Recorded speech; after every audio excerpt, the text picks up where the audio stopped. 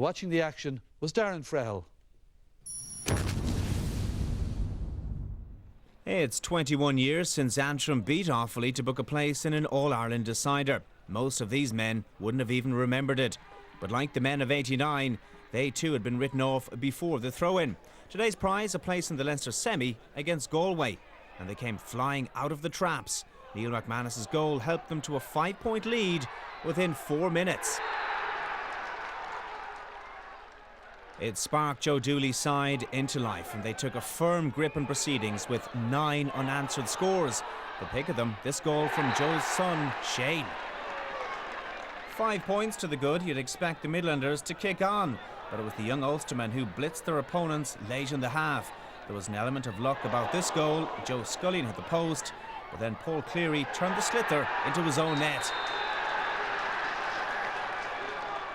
There was no doubts about this goal. Carl McKeegan latched onto the long ball from Carl Stewart and he buried it to give his side a 3-point lead at the break. They pushed on in the second half. Neil McCauley stretched their lead with this wonderful individual effort from the halfway line. The Offaly fight back just wasn't coming, and then a big setback. They were reduced to 14 men. Derek Malloy sent off for a second yellow.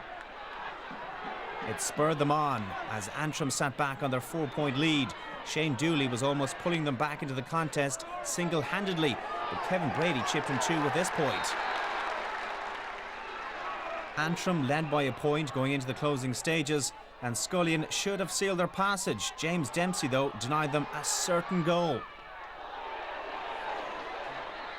There was a moment of controversy. Just moments later, the 3 minutes of additional time were up when Antrim conceded this sloppy free. It presented young Shane Dooley with the chance to save their blushes. He shrugged off the pressure and drilled it between the posts. The moment caused a lot of debate on the sideline at the final whistle. Extra time then, and there would be no repeat of '89. Offaly's superior fitness began to tell, and Gary Hanafy's goal ended Antrim's Leinster Championship. They ran out 226 to 316 winners. We felt that we should have won the game or could have won the game. But when it went to extra time, I don't think we had the legs really to stay with Offaly lads. But fair credit due to Offaly, long they persisted with the game and their game plan, and maybe they deserved to win at the end. In fairness to the lads, you know, they showed great character to get back into it, and you know that the last free to level it in was a real pressure puck because it was the last puck of the game, you know. So that's your son Shane who stood over that one. A difficult moment for such a young man. Yeah, it was indeed alright. I just closed my eyes and hoped for the best, and it's fair play to him, he put it over. You know, it was a real pressure free, so kept us in the championship really, you know. OK, nearly a massive shock there, Cyril. You were telling me earlier you weren't that surprised. Yeah, well, Offaly I thought were going well because I've seen them in Challenger, but I met Denny Cahill 2 weeks ago. It was a club game in Galway, and he was telling me that they were playing, contrary to reports, they were playing very, very well, and he said he had forwards, 5 or 6 that could actually score, like, and he was expecting a big game from them, and like, you know, you would feel there that Offaly got out of jail. And, you know, they will improve from that, like, but they'll be delighted that they got out of it because, like, they were down to 14 men and they came at the end to get out, you know, the last score from a free that if the Antrim men didn't dive in, it was hardly a free at all. So, like, it was just, you know, these things can happen in Championship. That's what makes it a great game. It's the little teams, though, it's so small things. They didn't get the goal and they gave away that softish free, if it was a free, Paul. Yeah, it always seems to us when you're trying to make the breakthroughs, the little things that trip you up, particularly, you know, Antrim seemed to be cruising there with 10 minutes to go, but you'd have to give some bit of credit to Offaly. In fairness, a man down got it back to a draw, and of course they could play 15 men in the extra time, and you know, it was a great goal there in the end for Offaly, the little flick inside, and you know, a different day against Galway now. They'll regroup and go back, and you know, they'll have nothing to lose. They'll be a flip from today, like they were favourites today, and the next day now they'll have a free run at having a good goal at Galway. All right then. Well, time to reflect on last night's big game now at Nolan Park, where the league's Division 2 champions Wexford took on the Division 1 champions Galway. Our commentary team here, Donal O'Grady and Ger Canning.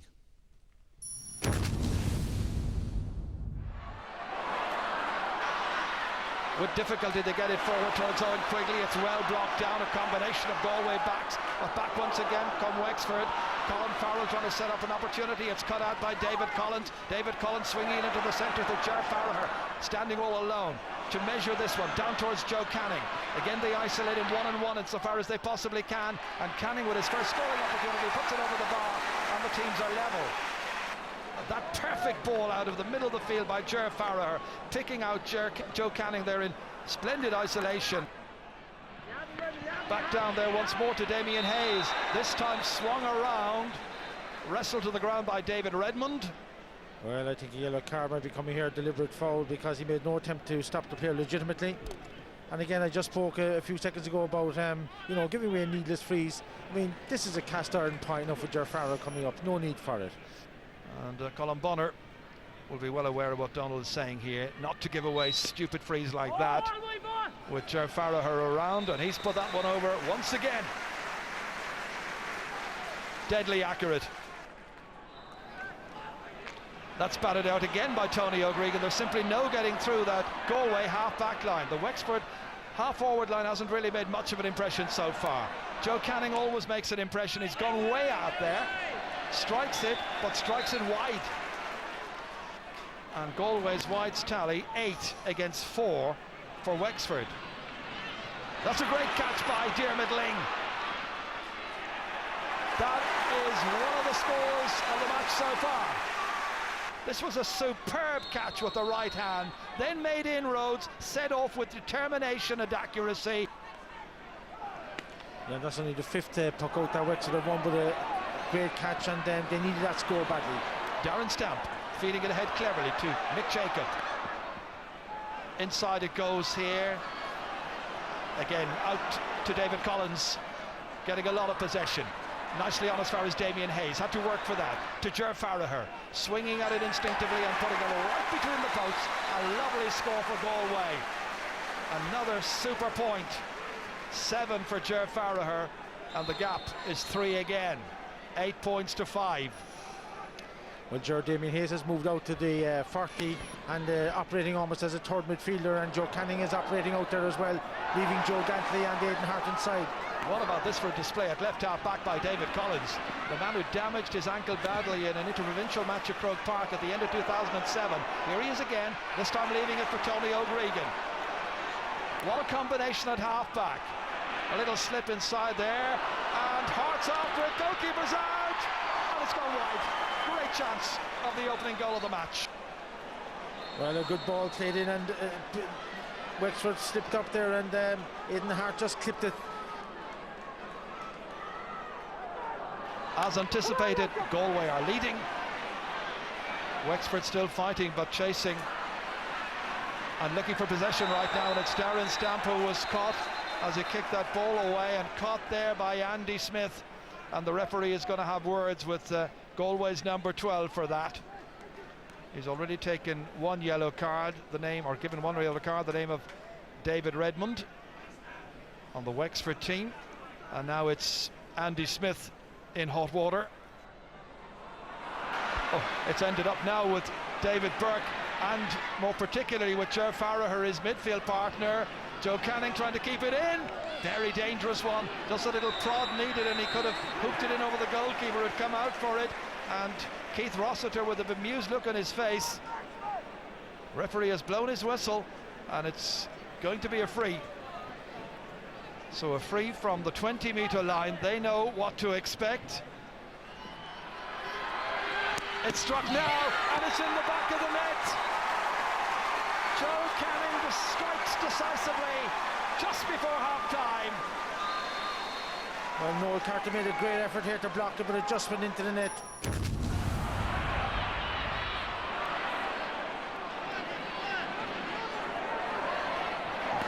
Damien Hayes now.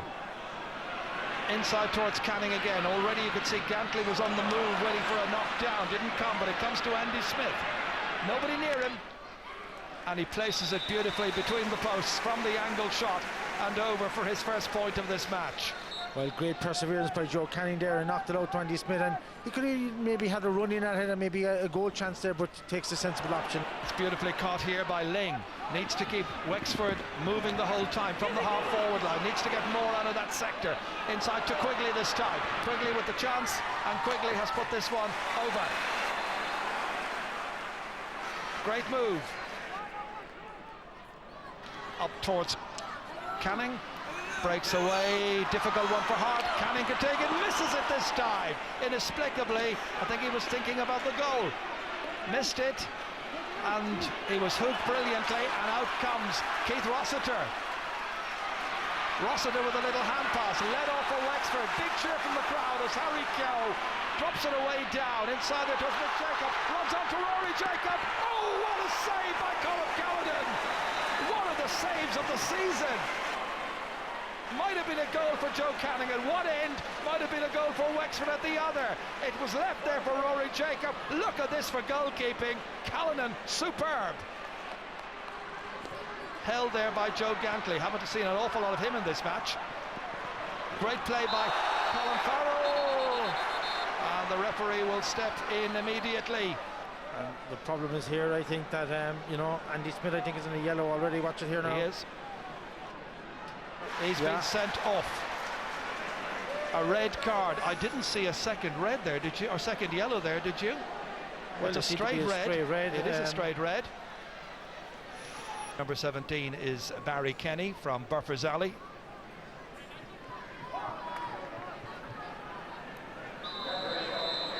And he may well be a blood sub just for a while. As Diarmuid Ling takes this, drops it in there dangerously. He's in the back of the net! Wexford with Harry Keogh, centre of the picture, celebrating with his colleagues. And it's 1:15 to 1:12. There's still over 15 minutes to go. A combination of players getting that one. Chasing for this one. It might break here for Damien Hayes. Hayes still in there to challenge, being held off, and held off well by David Redmond, having to go around the tourist trail to try and get possession in for a colleague. Here's an opportunity. The substitute kicked into the back of the net. What an impact by Kevin Hines. He's only on the park a couple of moments, and Kevin Hines has got his first ever championship goal and made it 2:16 to 1:12. Well, Damien Hayes has always great credit for this. He worked very, very hard and slipped a great ball through to Kevin Hines, and instant impact for Galway. David Collins across here to the very lively Damien Hayes. Lively, that is, in the second half. He certainly upped his performance enormously. Got a slap there, and the referee is going to have a word with the player who did that, and it's David Redmond, and David Redmond's already been yellow carded, and if the referee gives him a second, as looks very likely, then the game will be evened out at 14 players each. 64 minutes gone. David Redmond gets to walk. Well, I think that apart from the sending off where they wanted Andy Smith for the next game, you know, they'll be pleased enough to get out of this. They're running away nicely with the game now, but I mean, they'll be pleased that to win it. They won't be happy with it to be played, but there's a lot more to be played for. Diarmuid Ling that time with the unfair challenge, and he's going to get a yellow card as well. Shouldn't be anything more serious than that. Oh, it is. He's given him a red card. Diarmuid Ling.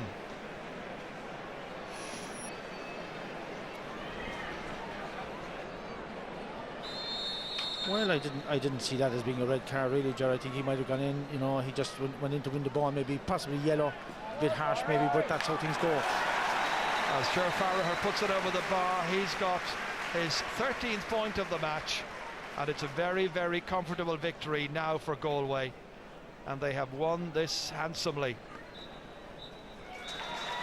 Final whistle. Galway did all that was required of them, and the major disappointment, I suppose, will be losing Andy Smith to a red card. It finishes at Nolan Park. Galway 2 goals and 22 points. Wexford 1 goal and 14. To be honest, it's heartbreaking, really. You know, you start training in October for that, and to be sent off in the last minute of the game there is, you know, it means missing the next match at least. And I don't know. Hopefully, maybe on appeal, you know, something could happen, because you know, it's heartbreaking really after the effort goes in. But you know, that said, it's my mistake. I missed time my tackle, I suppose, and you know, you have to roll with those things as well. When you come down here, it was going to be physical. We came down here 3 years ago in the league, and they gave us a good bit, about 8 points. So when you come down here, it wasn't going to be easy, and it was a really physical game out there. Damien Fitzhenry, was that Wexford's optimum performance? Did you think they were capable of being closer than that at the end? I thought they were capable of being a good bit closer than that, than 11 points really. Just things didn't go their way, I suppose. Just before half time we conceded a goal. We should really have went in only 2 points down, ended up going in actually 6 down. And then when Rory got through, we thought it was a goal, but fantastic save by Callan in the goal. And I think that those 2 points were really the turning points for Wexford last night. And I suppose the other side of it, and we were just talking about it earlier, was the amount of frees that were conceded in the game. And I think there was 125 scored from frees in the game, so it was a stop-start sort of a game as well. What about Galway, Cyril? It's the opposite to the league. You know, Cork written off after the league final, now hyped up today, and Galway the opposite. I think it's brilliant for Galway, actually. It gives them plenty of food for thought. They went in there last night after having a great league final, everyone talking about them. And like they went out last night saying, and it didn't play to that performance, but they still did enough to win, and they still won by 10 or 11 points in the end. Wexford they're a proud hurling county. They're always going to rise to them. They just lacked the kind of the real skill up front, especially. Like Galway well on top of the back. And like they got a few breaks well, but I think Galway will go on from this, like, and they'll be stronger and stronger, and they're going to be a force to be reckoned with. And even though Cork said today looked very good, different type of a game. There's about 8,000 there last night, but 40,000 today in Páirc Uí Chaoimh. Like these teams are serious enough. Wexford will regroup, but like the one thing that I found disappointing last night, not the sending off the red cards, they had to be done probably the way the rules gone out. There was yellow cards given out like confetti last night. It was all freeze. There was no flow in the game at all, and it's just kind of, you're looking for kind of, say, consistency, and like the refs seem to be kind of, one ref will blow everything, another ref lets it flow. So like, I don't know what's going to happen. Later on the championship will probably be allowed to flow, and I hope it is. All right, then one in comparing the two games, or contrasting them as Cyril did there, Paul, in the wides today, Tipperary had 5, Cork had 7, Galway had 17 last night. 17 does, yeah, and 10 in the first half. And you can say a lot of the wides were kind of bad wides. They were, you know, they weren't being put under pressure. They kind of took crazy shots at the goal, some of them from the sidelines. We can have a look at some of it there. And like, I mean, Galway will have to, you know, cut this out if they're going to, you know, go on any further, especially in the Leinster final or All-Ireland semi-final. And surprisingly, in the first couple of minutes, they just persisted in hitting high ball after high ball in on top of Joe Canning.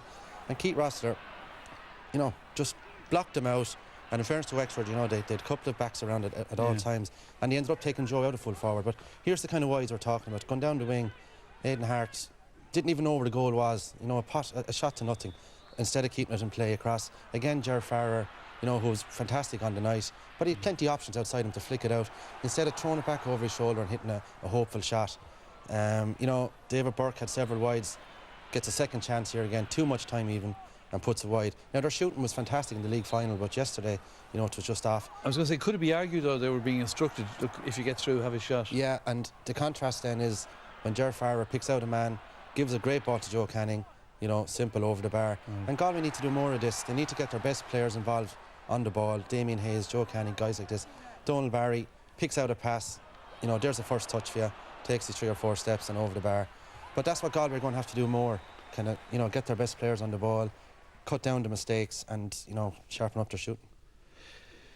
The red card issue, Cyril made a reference, you know, that they were perhaps legitimate last night, but you thought there was an incident in today's match that contrasted with last night, Damien. Yeah, well, just from looking at it, I suppose there was, you know, 2 red card incidents last night, and I don't think anybody can be, you know, really too perturbed by what happened. Look, ball comes through, Andy goes in, takes Colin Farrell out of it. Nearly took Colin Bonner out of it too. Yeah, nearly took Colin out behind as well. But you know, that's no disputing that. You know, it's straight red card. Next one comes in, you know, Gizzy hits the ball in, comes in, follows it through. Same again, dangerous man bending down. You know what I mean? Is it a red? It's questionable, but I would say probably yes, it is a red, you know, if it's going by the letter of the law. But then again, you know, what happened today then, we come into the match, we see Shane O'Neill coming out, and we see Brian O'Mara coming to tackle him. He lays off the ball here, comes out to him, drops the ball, Next minute we have Brian coming through, elbow, same thing, and it only warranted a yellow card today. Like, we've been talking, I suppose, and lads are probably fed up talking about the hand-passing football and consistency from the referees, but I think that that's all people are looking for, really. They're looking for consistency, and I think that if, you know, 2 red cards last night, that tackle today obviously warranted a red one then as well. Galway in Leinster, and they've eased through effectively. They've Offaly now, which you said won't be easy, but it sets them up possibly for a Leinster final if they can beat Offaly. Is that a good and a better lifestyle for Galway hurling now to be in Leinster? Oh, I think it's great because you're playing at the level. Last night Galway played the first round. Now, I remember my time in Galway, we wouldn't be playing till the last week of July or early August, and you'd be playing the winners of Leinster and Munster. And even if they lost last night, they'd be back in the round robin to get a second chance. Whereas before, if you were beaten Des, you were gone for the year. I think Galway, they will beat Offaly, but Offaly are nice hurlers. Offaly will be hurt by today. They'll be delighted to get out of jail and they'll improve a lot. But Galway will be in the Leinster final. It's kind of set up for them in the Leinster final, and I think they'll go from strength to strength. All right, it'll be interesting.